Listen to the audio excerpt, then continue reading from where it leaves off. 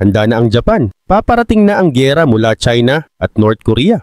Breaking new details about North Korea's missile launch. Kim Jong-un's regime firing what's believed to be an intermediate-range ballistic missile over Japanese airspace for the second time in a month. Sa gitna ng mga banta mula sa China at North Korea, ay unti-unting nababahala ang Japan dahil wala itong sariling hukbong sandatahan. Habang patuloy ang pagpapalipad ng missiles at cyber attacks, ay mas lumalaki ang pangangailangang protektahan ng kanilang bansa. Pero kung hindi sila pwedeng lumaban, paano sila magtatanggol? At kung may giyera ngang dumating, handa ba talaga ang Japan? Alamin natin ang mga totoong ginagawa nila, ang kanilang kasaysayan at ang mga posibleng mangyari sa hinaharap. Pero bago tayo magsimula, ay baka pwedeng paki-like at subscribe ng video na ito. Malaking tulong at bagay na ito sa aming mga content creators. Maraming salamat po. Kaya naman simulan na natin.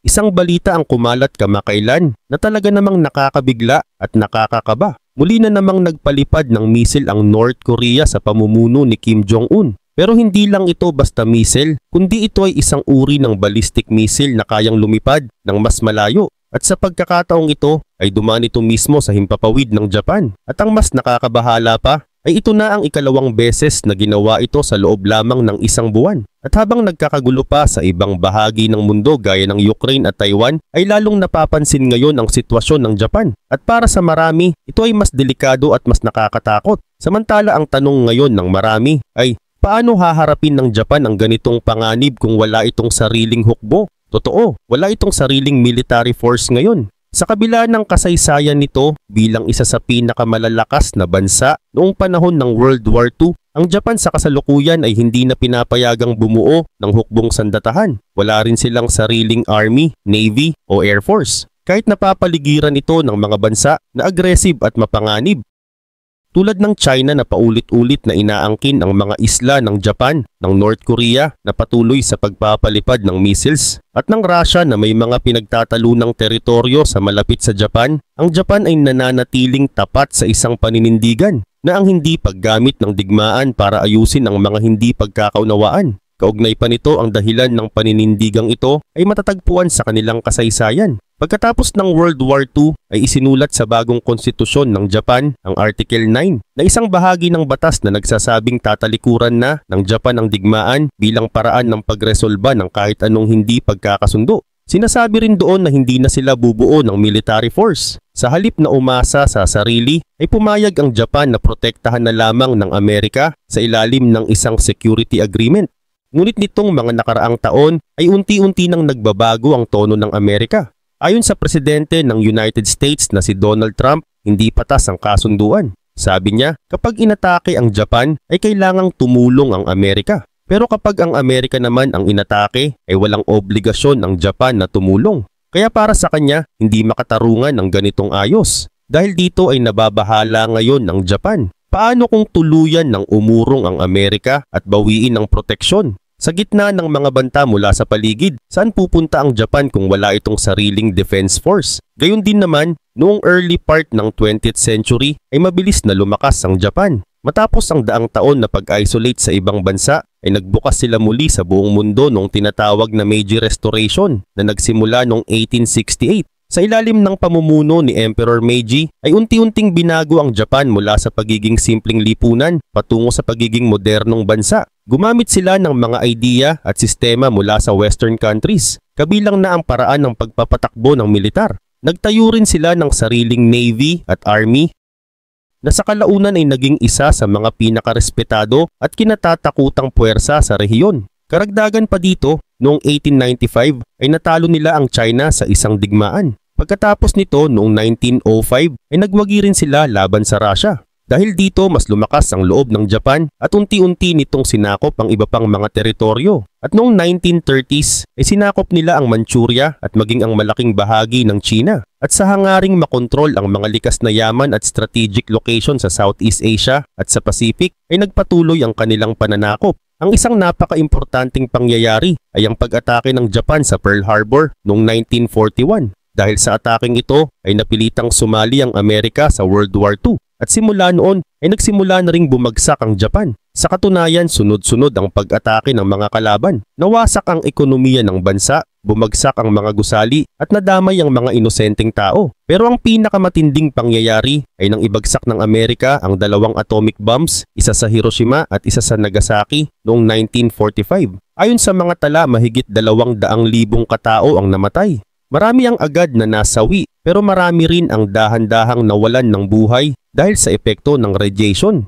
Dagdag pa rito, noong August 1945 ay napilitang sumuko ang Japan. Natapos ang digmaan pero ang iniwang sugat sa bansa ay napakalalim. Tinatayang mahigit 3 milyong tao ang namatay. Nasira rin ang ekonomiya, nawala ang tiwala ng mga tao at halos hindi na makabangon ang buong bansa. Dahil dito ay nagbago ang pananaw ng mga Japanese tungkol sa digmaan. Hindi na ito tiningnan bilang paraan para makamit ang karangalan, kundi bilang pinagmumulan ng matinding sakit, pagkawasak at kamatayan. Kaya nang pumasok ang Amerika sa kanilang sistema, ay ipinakilala ni General Douglas MacArthur ang panibagong direksyon para sa Japan, isang bagong konstitusyon na nilagdaan noong 1947. Ang pinakaimportanteng bahagi ng bagong konstitusyon ay ang Article 9.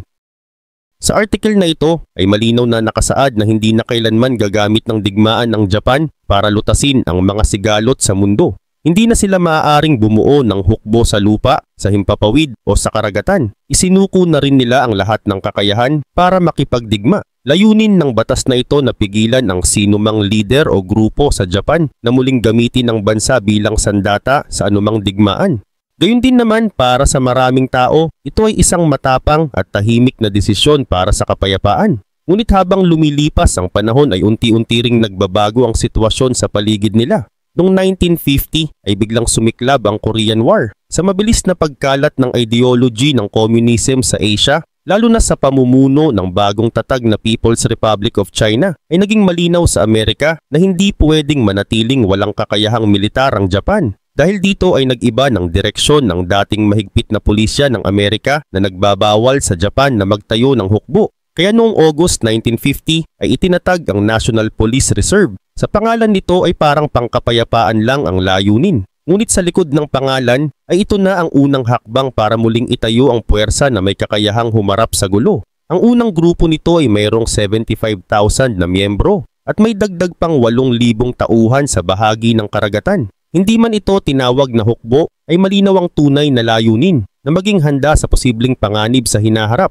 Pagkalipas ng 2 taon, noong October 1952 ay pinalitan ang pangalan ng grupo. Mula National Police Reserve ay naging National Safety Force ito. Kasabay ng pagbabago ng pangalan ay tumaas din ang bilang ng miyembro nito sa mahigit 110,000. Samantala, noong 1954 ay isinilang ang Japan Self-Defense Forces o JSDF. Ito ang naging opisyal na kapalit ng National Safety Force at naging sentro ng defense system ng buong bansa. Ang JSDF ay may 3 bahagi. Ang Ground Self-Defense Force para sa mga operasyon sa lupa, ang Maritime Self-Defense Force para sa pagbabantay sa dagat at ang Air Self-Defense Force para sa pagbabantay sa himpapawid. Bagamat hindi sila tinawag na military tulad ng sa ibang bansa, ay hindi may kakaila na unti-unti itong lumaki at naging moderno. Gumagastos ang Japan ng malaking halaga para sa mga kagamitan tulad ng fighter jets, warships at depensa laban sa missiles. Pero may malinaw na hangganan ang kanilang puwersa na hindi sila pwedeng lumaban sa labas ng bansa at hindi sila pwedeng magsimula ng gulo. Sa tuwing sinusubukang baguhin ng mga patakarang ito ay laging may matinding pagtutol. Karamihan sa mga mamamayan ng Japan ay ayaw bumalik ang bansa sa landas ng digmaan. At kahit sa ibang bansa ay marami rin ang nag-aalala lang baka maulit ang madilim na bahagi ng kasaysayan ng Japan. Dahil dito kahit lumalakas ang JSDF ay nananatili pa rin itong limitado. Sa ngayon ay tinatayang may 250,000 na miyembro ang JSDF. Pero kahit na malaki na ito ay nahihirapan pa rin ang Japan sa pagkuha ng bagong recruit. Ngunit noong 2023 ang target ay makakuha ng halos 20,000 bagong miyembro. Pero ang pumasok lang ay mahigit 9,000. At para makasabay sa mga pagbabago sa mundo ay dinagdagan ng gobyerno ang budget para sa depensa. Noong 2024 ay umabot na ito sa 1.4% ng kabuuang GDP ng bansa. Mas mataas ito kumpara sa 1.3% noong 2023 at 1.1% noong 2022. Ayon sa pangako ng gobyerno, plano nilang itaas pa ito hanggang 2%, nakapareho ng pamantayan ng mga miyembro ng NATO. Kasabay ng pagtaas ng budget ay ang mabilis na pag-advance ng technology. Kamakailan lang ay nagtagumpay ang JS Kaga na isang barkong pandigma na ginawang aircraft carrier na magsagawa ng landing para sa isang stealth fighter mula sa Amerika. Isang malaking hakbang ito sa kakayahan ng Japan sa larangan ng depensa sa dagat. Bukod pa rito, ay plano rin ng Japan na bumili ng mga advanced drones para sa mas maayos na pagmamanman sa kanilang karagatan. Sa katunayan ay patuloy pa rin ang Japan sa paghawak sa kanilang prinsipyo ng kapayapaan. Pero habang lumalakas ang mga bansang katabi nila, lalo na ang China at North Korea, ay mas lalong lumalaki ang pangangailangang maging handa. Isa sa mga pangunahing dahilan ng tensyon ay ang issue sa Senkaku Islands, na tinatawag namang Diaoyu Islands ng China. Kahit na walang naninirahan sa mga islang ito, ay napakahalaga ng location nito sa strategic na bahagi ng rehiyon. Madalas ay nagpapadala rin ng China ng Coast Guard at military aircraft sa lugar na ito, bagay na humahantong sa tensyon at minsan ay halos banggaan na ng puwersa ng Japan at China. Isa rin itong malinaw na pagpapakita ng pambubuli at ayaw na ng Japan na palaging umaasa sa iba. Gusto nilang tumayo sa sarili nilang paa. Sa panahon ngayon ay hindi na biro ang bilis ng pagbabago sa military ng China. Kung dati ay hindi gaanong pinapansin ng kanilang puwersa, ngayon ay parang nanonood ka na ng isang pelikula kung saan ang China ang pangunahing kontrabida. Pero ang mas nakakatakot ay totoo ang nangyayari. Sa loob lamang ng ilang taon ay mabilis nilang naipundar ang mga makabagong missiles, mga eroplanong hindi basta-basta na monitor sa radar at malalaking barkong pandigma. Ibig sabihin, isa na silang malakas at seryosong banta na hindi na pwedeng balewalain. Kasabay nito, patuloy din nilang pinapalawak ang kanilang kontrol sa South China Sea. Ang matinding paninindigan nila laban sa Taiwan ay nagdadagdag pa sa tensyon sa buong rehiyon. Dahil napakalapit ng Japan sa Taiwan at dahil na rin sa matatag nilang ugnayan sa United States, ay siguradong madadamay ang Japan kung sakaling magkaroon ng sagupaan. Kaya naman hindi malayo ang posibilidad na kung sumiklab ang gulo sa pagitan ng China at Taiwan, ang Japan ay agad ding malalagay sa panganib. Pero hindi lang sa military na nanakot ang China. Meron din silang ibang paraan para pahirapan ng Japan. Isa sa mga ginagamit nilang taktika ay ang tinatawag na economic pressure. Kapag hindi nila nagustuhan ng naging desisyon ng Japan sa mga usaping pampolitika, ay ginagamit nila ang kalakalan bilang sandata. May pagkakataong pinapatawan nila ng limitasyon ng mga produkto ng Japan o sadyang hindi binibili ang mga ito para mapinsala ang ekonomiya. Isa pa sa mga ginagawa nila ay ang pag-atake sa mga computer systems. May mga ulat na nagsasabing ang ilang agency ng gobyerno at private company sa Japan ay naging target ng mga cyber attacks mula sa China.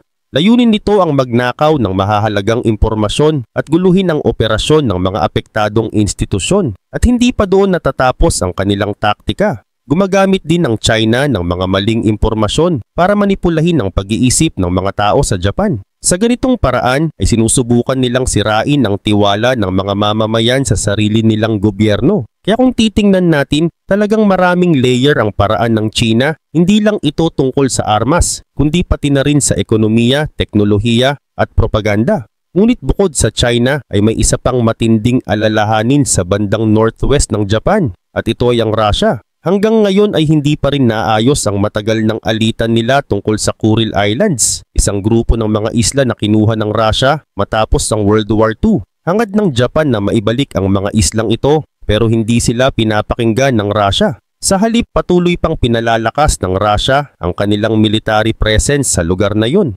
Samantala, mas lalo pang lumala ang sitwasyon nitong mga nakaraang taon dahil sa mas malapit na ugnayan ng China at Russia. Madalas na silang nagsasagawa ng joint military exercises na malinaw na nagpapakita ng pagtutulungan at pagkakaisa laban sa sino mang tutol sa kanila.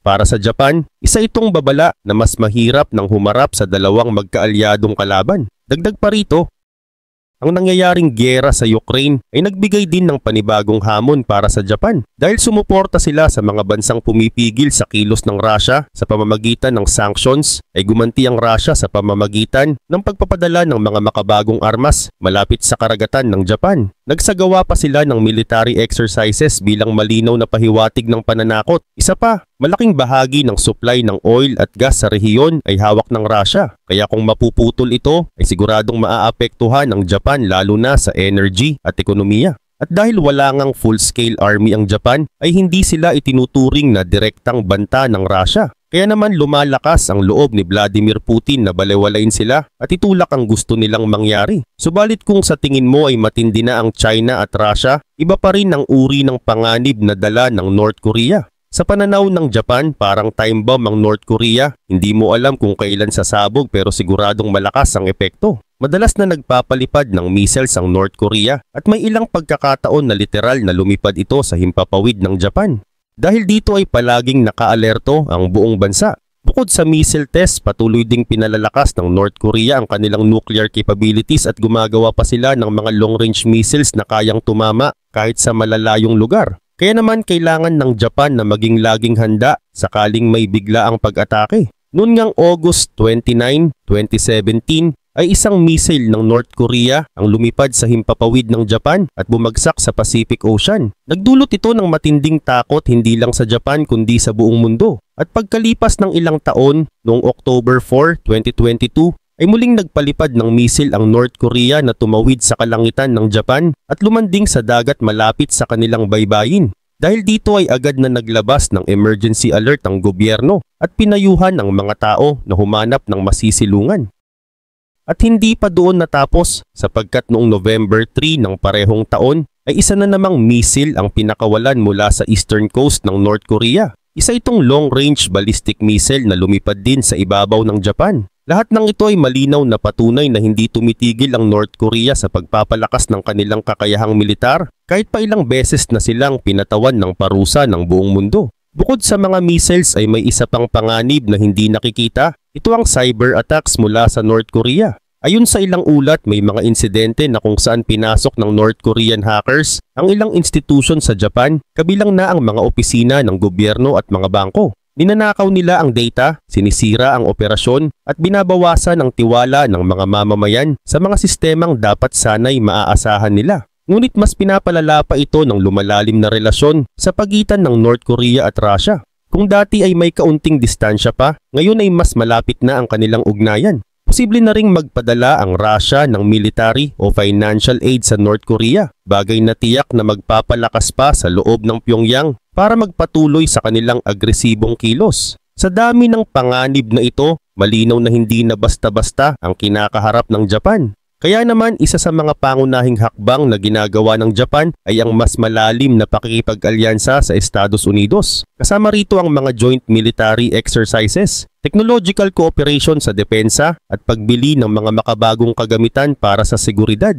Isa sa mga malalaking hakbang ng Japan ay ang paglahok sa isang programa kung saan sila ay bibili ng modernong F-35 fighter jets. Bukod dito, nag-i-invest din sila sa mga missile defense systems at surveillance drones. At noong buwan ng October 2023 ay inanunsyo ng tatlong bansa, ang Japan, ang Australia at ang Estados Unidos na magsasama-sama sila para gumawa ng uncrewed aircraft. Pagkalipas ng ilang buwan, noong December ng parehong taon ay nagkasundo ang Japan at Estados Unidos na subukan ang paggamit ng artificial intelligence para sa mga makabagong sasakyang pandigma. Isa ito sa mga proyektong bahagi ng bago nilang partnership para sa research and development. Sa madaling salita, ang hakbang na ito ay nagpapakita ng malalim na pagtutulungan ng Japan at Estados Unidos. Sa pamamagitan ng mga makabagong teknolohiya at matibay na ugnayan, ay sabay nilang hinaharap ang mga banta sa rehiyon. At dahil dito, hindi lang Japan ang napapalakas, kundi pati ang buong Indo-Pacific region. Sa panahong puno ng panganib at tensyon, isang bagay ang nagiging malinaw.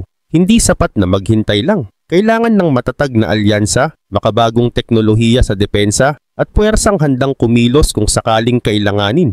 Sa gitna ng sunod-sunod na mga panganib na kinakaharap ng Japan, mula sa pag-atake gamit ang missiles hanggang sa mapaminsalang cyber attacks, ay hindi na ito nakapagtataka kung bakit itinuturing na ngayon ng gobyerno ang cybersecurity bilang isang napakahalagang bahagi ng pambansang seguridad. Dahil sa mabilis na pagbabago ng panahon at pagdami ng mga banta na hindi na lang pisikal kundi digital na rin, ay napagpasyahan ng Japan na hindi na sapat ang mga dati nilang paraan ng pagdepensa. Isa sa mga malalaking hakbang na kanilang pinaplano ay ang pagtatayo ng isang hiwalay at espesyal na agency na ang tanging tungkulin ay protektahan ang bansa mula sa mga cyber threats. Ang agency na ito ay nakatutok sa paghadlang sa mga panganib, nagmumula sa mga bansang itinuturing na mapanganib gaya ng China, North Korea at ilan pang may masasamang layunin. Kasama sa mga plano ng Japan ang mas mahigpit na pagbabantay sa mga importanteng pasilidad tulad ng mga planta ng kuryente, transportation at iba pang sistemang mahalaga sa pang-araw-araw na buhay.